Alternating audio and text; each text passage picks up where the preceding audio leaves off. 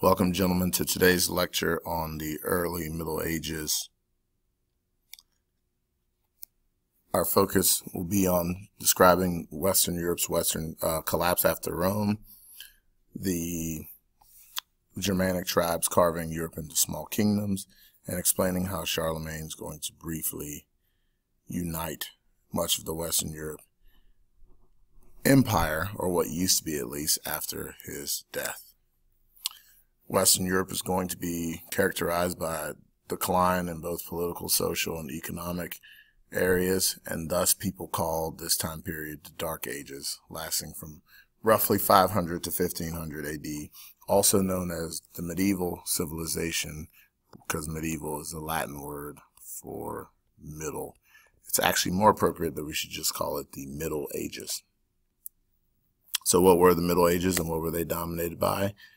If you don't get anything out of this, you should at least get the fact that the Middle Ages were dominated by the Catholic Church's rise in power, feudalism and the move away from cities, the importance of knights as a defense mechanism, and the lack of education by regular people.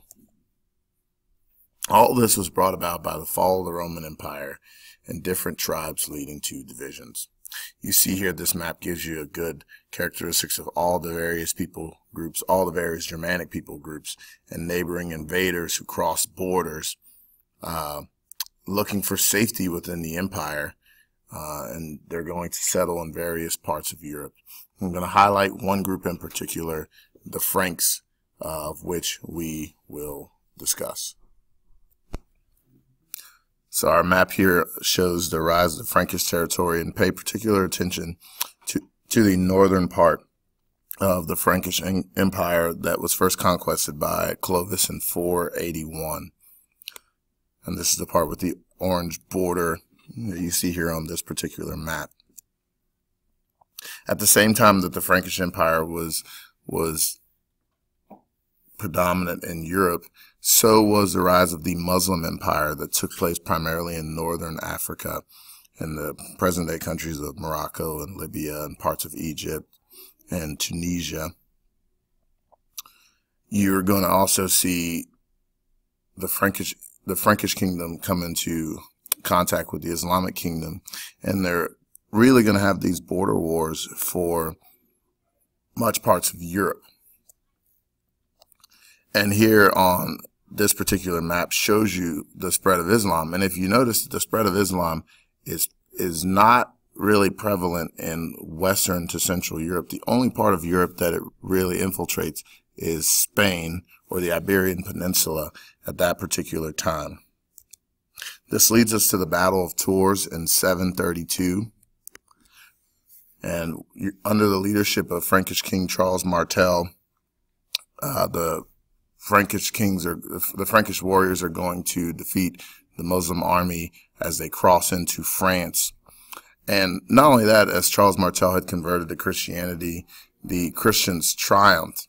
And perhaps many believed that it was a sign from God that Islam would be halted and not spread into Europe. Perhaps, though, the most effective king and the greatest king during the Frankish Empire was Charlemagne, who was the king of the Franks. His name means Charles the Great, and he's going to be significant for several reasons. He's going to reunite large parts of what was the former Roman Empire. And not only that, he brings together church and state and revives learning and Latin culture, especially in the Frankish kingdom. This map that you're looking here shows the Carolingian Empire, and everything in purple are areas that he conquered, that Charlemagne conquered. Everything in green are people who were obedient to Charlemagne in his reign, but they weren't technically a part of his empire. And then everything you see in orange, which is basically the present-day countries of France, Germany, Central European countries like Czechoslovakia, the Netherlands a little bit. It's a pretty large territory that he ruled over. Charlemagne's going to come into great conflict with Pope Leo III on Christmas Day in the year 800, when he is proclaimed the emperor by Pope Leo. And this is now going to mix and have a huge political power struggle between kings and popes. Who has dominion over the other? Who has control over the other? Is the church in charge of the state? Is the state in charge of the church? Should their paths cross? Should they have influence over one another? And that's really going to be the controversy that takes place religiously during the Middle Ages. And overall, you see that the legacy of Charlemagne, without getting too specific, is the blending of Germanic, Roman, and Christian traditions. Charlemagne's three grandsons, after his death, are going to all fight for power. And the Treaty of Verdun is going to divide the empire after the Civil War. You see, Verdun is in northeastern France. And after this, we see a very weak government that is created in Europe. And as a result of this weak government that's created, you're going to have a wave of invaders. All the purple arrows show the invasions of the Vikings from the north. The Vikings, or Northmen as they are called. These are Scandinavian raiders. You're going to have the invasions of the Islamic tribes from the south, launching their attacks from northern Africa. And then you're going to have the invasions from the east, from the Magyars, the excellent horsemen from the Hungarian kingdom. They're going to all invade Central Europe. Our next focus is on feudalism and the manor economy. And we want to make sure we explain the medieval community and the interconnected relationships that existed, and define the typical roles in medieval society, as well as summarizing the role of the church, and then defining chivalry. This is a map of Europe. Very, very complicated. At the end of the empire, lots of cities. But after the invasions of the Vikings, Muslims, and Magyars going to weaken the emperor's ability to maintain law and order, feudalism is going to occur. And what is it? It's an organized system of rule in which powerful local lords divided their land holdings amongst lesser lords. These lesser lords were called vassals, and the vassals would pledge their service and loyalty to the greater lord. And in exchange, the lord would grant his vassal a fief, or a piece of land, or an estate. And then that vassal would have peasants to work the lands as well. This is the ceremony called homage. So if you ever hear someone say paying homage or homage, however you want to say it, it's actually the name of the practice of where the lord granted his vassal a fief, a piece of land. And certain promises were made, and that lord promised to protect his vassal, and the vassal pledged loyalty to his lord, and at least 40 days in military service, although that number would typically be higher. If you look at the social structure, you have the monarch at the top, or the king, and you have powerful lords, dukes, and counts who had the largest pieces of lands. Still feudal terms, feudal definitions, and therefore then underneath them you had vassals, and then you even had vassals who had vassals themselves. And at the very bottom you have a group of people called serfs who were actually bound to the land. And so here's how it works. In medieval life, there's all these cooperations and mutual obligations. The king gave the land and peasants to the lord. The lord gave military service back to the king, or excuse me, knights gave military service. The lords gave protection, gave food. Food, shelter, and protection were all given to peasants or serfs who then farmed the land, paid rent, a small portion of their land. And you can see that the number one thing that it creates is a self-sufficient community. And these knights were these mounted warriors.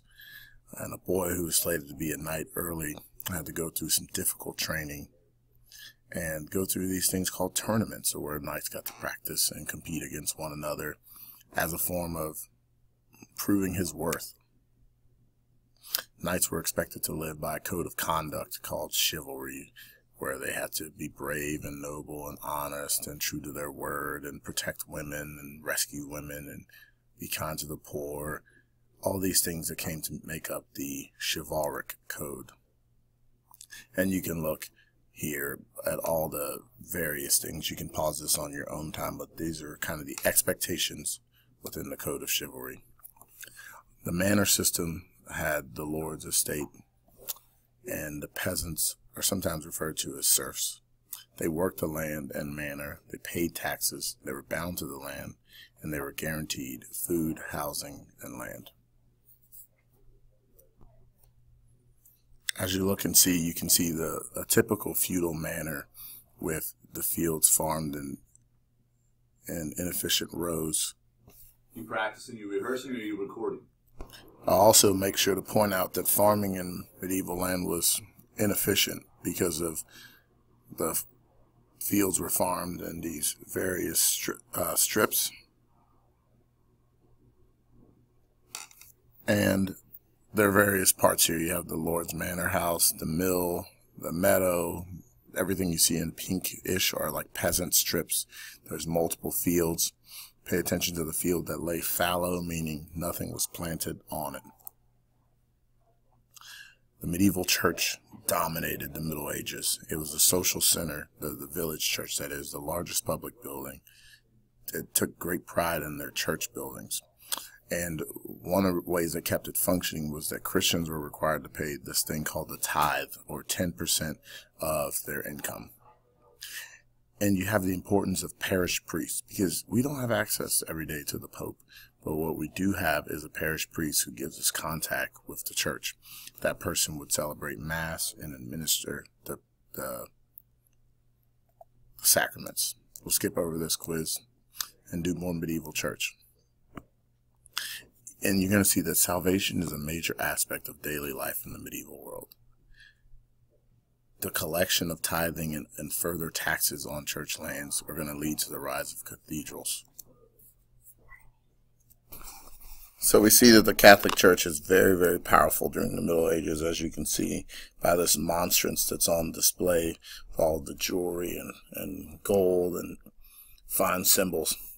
You have the variation of two different styles of cathedrals, Romanesque and Gothic. Romanesque are going to be in the Roman style, and they're going to be characterized by round arches and a heavy roof with small windows, which equals very little light. Here are some examples of some Romanesque cathedrals. A lot of arches, as you can see in the architecture. Arch, arch, arch, arch, arch. And then Gothic style is going to be developed a little later during the Middle Ages. There are taller, vaulted ceilings, large windows, let in a lot of sunlight. And the flying buttresses are developed to build higher. Over 500 Gothic churches are going to be built. And so what does this say about the economy and piety of the time? Very, very religious. Look at all the detail and immense detail in the Gothic works here.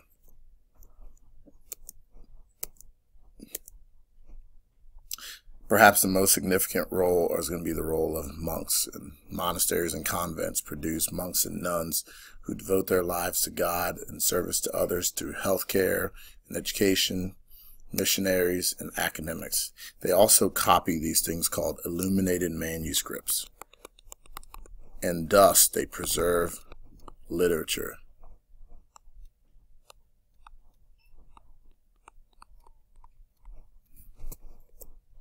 The Benedictine rule is going to be set by Saint Benedict, and it's the monk's daily work ethic formed by Saint Benedict, where the monks vow to live in poverty, chastity, and work very, very hard on their manor.